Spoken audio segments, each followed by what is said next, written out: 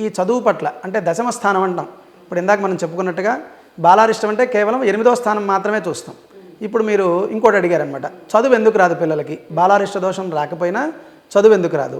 బాలారిష్ట దోషం ఉన్నా లేకపోయినా బాలారిష్టం అనేది కేవలం 8 ఏళ్ళు మాత్రమే.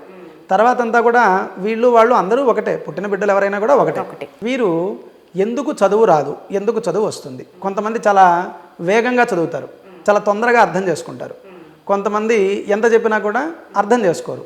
కానీ కొంత వయసు వచ్చిన తర్వాత 14 ఏళ్ళు దాటిన తర్వాత అసలు ఎండింగ్లో ఉండేటువంటి అబ్బాయి ఫస్ట్ క్లాస్లో పాస్ అయ్యేవాళ్ళు చాలామంది ఉన్నారు. మరి అలా ఎందుకు అయ్యారు? 14 ఏళ్ళ తర్వాత వాళ్ళకి చదువు ఎందుకు వచ్చింది? 14 ఏళ్ళలోపు వీళ్ళు మొద్దులుగా ఎందుకున్నారు? వీళ్ళకి ఎందుకు చదువు రాలేదు అని మనం చూసుకుంటే జాతకంలో యోగం, పుట్టినటువంటి స్థితిలో ఏదైతే పాపగ్రహం ఉంటుందో, సహజంగా మనకు ఇందాక మనం చెప్పుకున్నాం 9 గ్రహాల యొక్క గమనాన్ని బట్టి మనం నడుస్తూ ఉంటాం. ఈ గమనంలో ఏదైతే పాపగ్రహం ఉండి ఆ దశమ స్థానాధిపతి యోగించడో, ఆ యోగిని యొక్క దశ జరుగుతూ ఉంటే వారికి చదువు రాదు. అది ఎన్ని రోజులు రాదు? జీవితాంతం రాదా? కాదు, కేవలం ఆ 10 ఏళ్ళలో 12 ఏళ్ళలో 14 ఏళ్ళ వరకు రాదు.